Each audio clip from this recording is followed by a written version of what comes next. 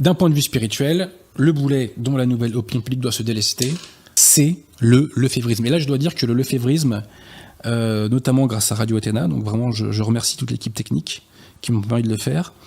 Le lefévrisme a pris cher. Hein. Là, c'était coup-de-tête, balayette, manchette, souplesse arrière, fourchette aux yeux, il reste plus rien, quoi. Hein. Monsieur Pierre Tirmont insiste pour que je fasse des petites citations sur cette question-là, puisque je fais un intertitre qui s'appelle « De la nécessaire éradication du lefévrisme ». Vous êtes d'accord avec moi là-dessus d'ailleurs, monsieur Pierre Tirmont ? Oui, je te suis. Je vous sens motivé là. J'aime bien cette motivation. La doctrine de la fraternité Saint-Pédis a fini par la faire quitter l'Église catholique et la jeter petite touche par petite touche dans les bras de la secte conciliaire. Personne ne s'en réjouit, même si cela a le mérite de clarifier les choses. La fraternité Saint-Pédis n'est donc pas animée par la foi catholique, mais par une hérésie sciemment enseignée, donc hérésie gallicane et schismatique, sciemment enseignée malgré les alertes des catholiques à des fidèles crédules à qui il ne viendrait pas à l'idée de douter de l'infaillibilité de leur directeur spirituel. Pour un lefévriste, ce n'est pas le pape qui est infaillible, mais la fraternité Saint-Pédis, à commencer par son fondateur. Ainsi, à la fraternité Saint-Pédis, on peut trouver des sacrements valides, quoique sacrilèges, mais certainement pas la foi catholique. Le crime du lefévrisme, alors je précise que le lefévrisme n'est pas que dans la fraternité Saint-Pédis, hein, il y a aussi toute la sphère williamsonienne. Hein. Donc le crime du lefévrisme est d'avoir détourné de la foi catholique et de l'Église les âmes sincèrement désireuses d'échapper à la secte conciliaire et à Vatican II. Ce faisant, toute la résistance à Vatican II a été sabotée, puisque nombre de vocations et de fidèles ont été détournés de la foi.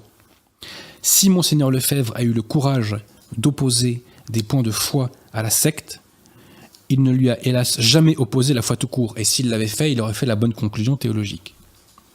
Conclusion théologique qui ne le choquait pas quand il discutait par exemple avec le père Rafali. Bon. Plus loin. En ce qui nous concerne, catholiques du XXIe siècle, nous sommes profondément reconnaissants à Monseigneur Lefebvre d'avoir contribué à perpétuer le sacerdoce. Mais tant le recul sur les événements que notre obéissance à l'Église nous commande de nous éloigner de l'hérésie qu'il a contribué à créer malgré lui. Ceux qui n'ont jamais adhéré au lefévrisme doivent le combattre impitoyablement comme toute autre hérésie. Ceux qui, trompés par des sirènes habiles et envoûtantes, y ont adhéré ont l'impérieux devoir de l'abjurer. Aucun sursaut français et contre-révolutionnaire ne peut reposer sur l'hérésie. Le bon Dieu ne donne pas la victoire au mensonge. Hein. Le bon Dieu ne donne la victoire à la vérité. Or, un lefévriste est un contre-révolutionnaire sans la foi. Et qu'est-ce qu'un contre-révolutionnaire sans la foi, politiquement parlant ? Un astre mort. Le nombre de fidèles de la fraternité Saint-Pédis est estimé en France à 100 000 et dans le monde à 1 million, ce qui est énorme. Ce sont autant de fidèles qui se croient catholiques et qui ne le sont pas.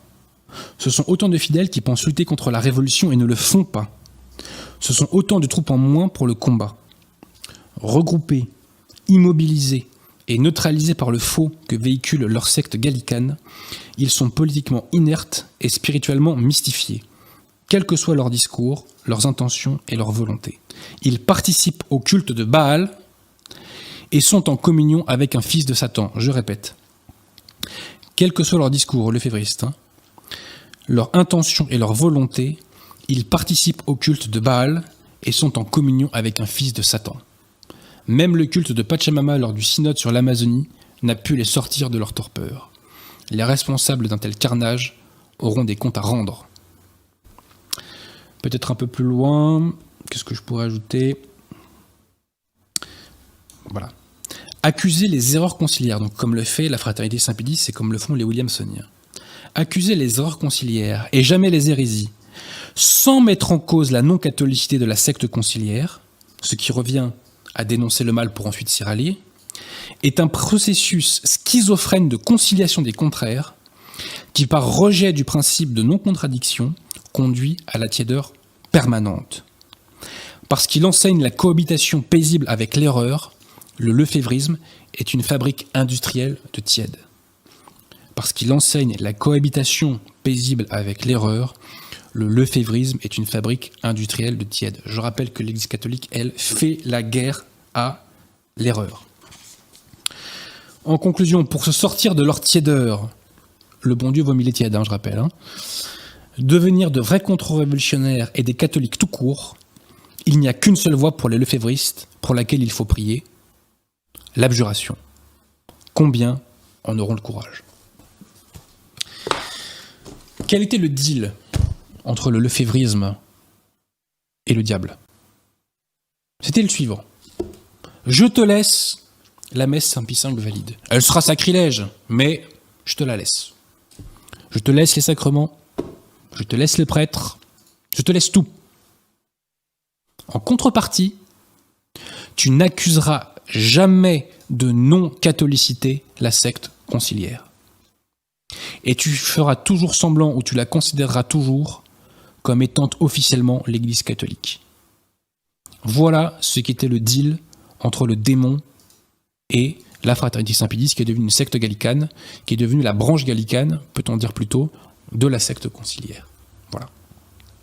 Il faut le dire, et tout catholique doit combattre l'hérésie. Je ne vois pas pourquoi un catholique ne devrait pas combattre non plus l'hérésie lefévriste. Ça ne sert à rien de combattre l'hérésie conciliaire si on valide une autre hérésie. Voilà.